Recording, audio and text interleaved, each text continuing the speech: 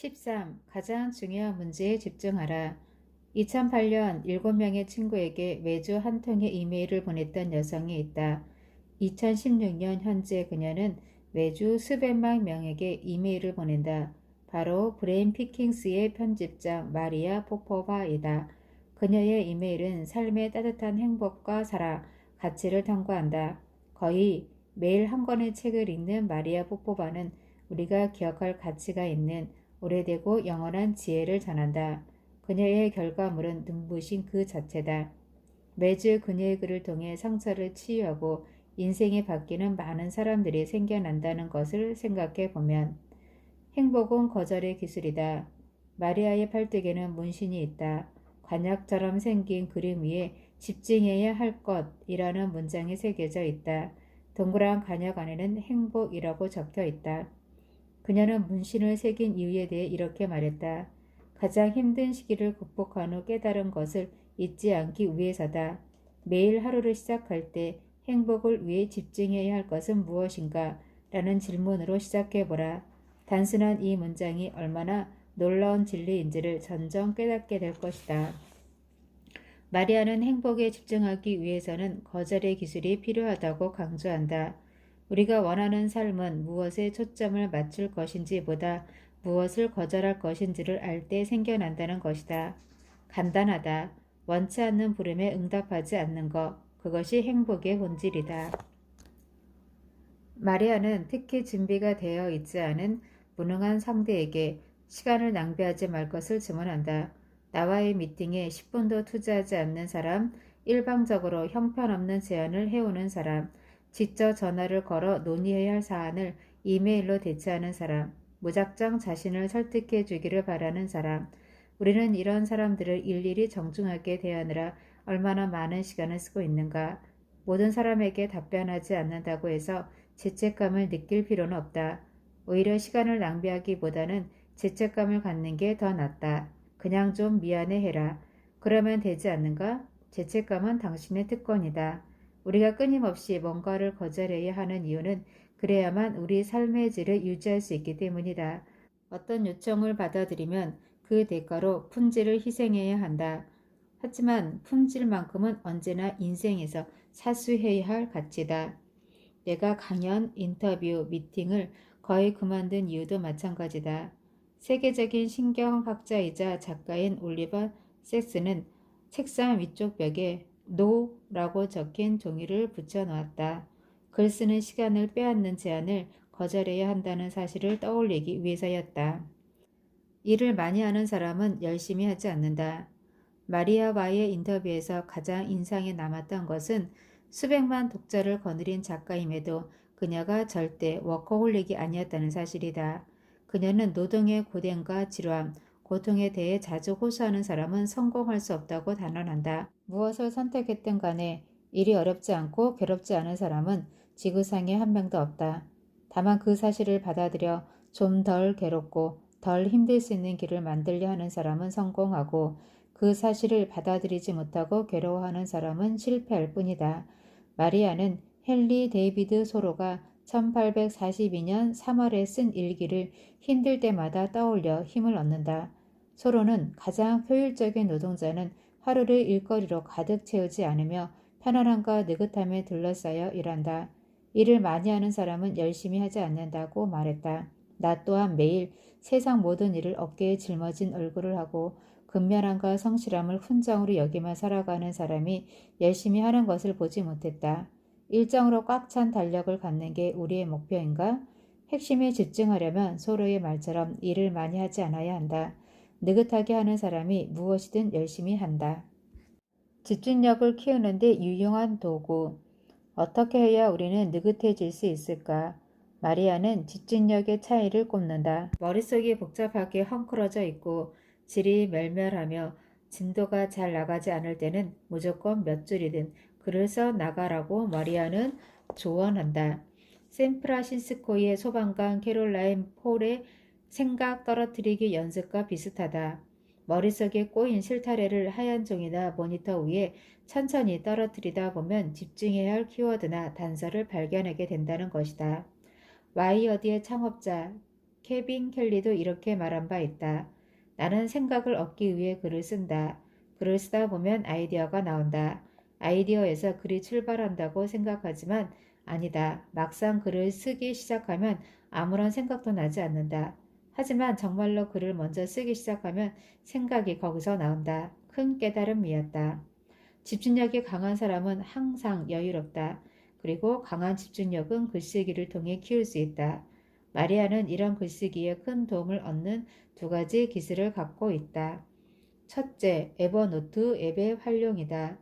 에버노트는 마리아뿐 아니라 이 책의 많은 타이탄들이 쓰고 있는 도구다. 에버노트는 검색의 시간을 획기적으로 줄여주고 원고의 질을 높이는 메모들을 간편하게 저장할 수 있게 해준다. 시간을 절약해 줄 수 있는 것, 그것이 곧 집중력을 키우는 데 가장 필요한 도구다. 둘째, 종이책이나 종이 문서를 읽을 때 자신만의 축약된 암호를 사용하는 것이다. 마리아는 종이책을 읽으면서 여백에 메모를 넣을 때 아름다운 언어라는 뜻에서 BL이라고 적어 놓는다. 이런 방식으로 책의 맨 앞쪽 빈 페이지에 색인을 만들면 나중에 훨씬 빠르게 검토할 수 있다. 예를 들어 좋은 구절이 있는 페이지를 쉽게 찾을 수 있도록 BL 8쪽, 12쪽, 19쪽, 47쪽 등과 같이 책을 읽으면서 계속 추가해 나가는 것이다. 마리아는 마지막으로 이렇게 말했다. 죽을 때까지 우리에게는 날마다 수많은 일들이 끊임없이 도착한다. 그래도 다행인 건 인생은 주어진 50문제를 다 풀어야 하는 시험이나 숙제가 아니라는 것이다. 가장 중요한 것을 골라내 열심히 답을 찾는 사람에게 신은 더 큰 기회를 주어왔다는 사실을 기억하라. 14. 내 자리를 만들어라. 세상에서 가장 흥미로운 남자는 누구일까? 타이탄들은 압도적으로 케빈 켈리를 꼽았다. 그는 1993년에 공동 창간한 와이어드의 선입 매버릭 가로 열고 독자적인 길을 걷는 창의적인 사람이라는 뜻 옮기니 가로 닫고 이다. 지구상에 존재하는 모든 종을 파악해 목록을 작성하는 비영리 단체 올 스피시즈 재단을 만들었고 여가 시간에는 베스트셀러 책을 쓴다.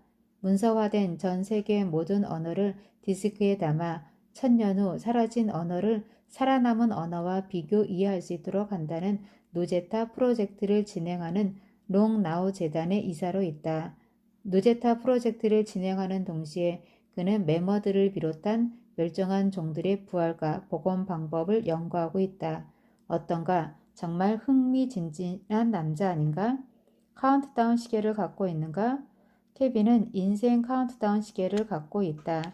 자신의 신상 정보를 입력해 얻은 예측 사망 나이를 역으로 계산해 앞으로 살 날이 얼마나 남았는지를 컴퓨터 화면에 출력되도록 설정한 것이다. 2016년 현재 그의 살 날은 6,000일 정도 남아있다. 그는 이렇게 말했다. 이 카운트다운 시계만큼 인생에 집중할 수 있게 해주는 것도 없다. 6,000일은 내가 하고 싶은 일을 전부 하기에는 많은 시간이 아니다. 나와 친분이 있는 한 슈퍼리치도 엑셀 스프레드시트를 이용한 카운트다운 시계를 갖고 있다. 언젠간 죽을 것이라는 사실을 떠올리는 것은 의미 있게 살아야 한다는 사실을 기억하는 훌륭한 방법이다.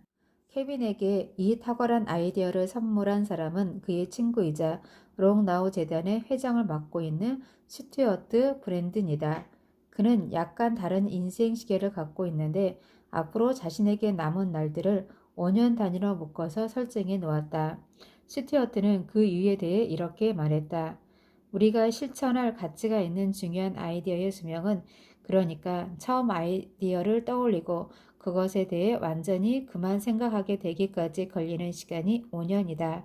그래서 5년 단위로 프로젝트를 계획해야 효과적이다. 그것을 완성하든 포기하든 간에 우리의 마음을 사로잡은 어떤 일이 완전히 사라지기까지는 5년이 걸리니까 말이다. 5년씩 끊어서 인생을 생각해 보라. 제 아무리 젊은 사람이라도 손가락으로 몇 번만 세면 앞으로 살 날이 싹 없어져 버린다. 찾아보기 힘든 것을 만들고 있는가? 아무리 근사한 시계를 갖고 있다 할지라도 결국 충분한 시간을 가진 사람은 아무도 없다. 짧고 짧은 시간을 살아가는 지혜를 얻으려면 케빈은 먼저 생산성에 매몰되지 말 것을 충고한다. 생산성은 로봇에게나 필요하다. 인간의 모든 시간은 질문하기, 창의성 발휘하기, 경험하기로 채워져야 한다. 그럼에도 여전히 우리는 강력한 생산성을 요구받는다.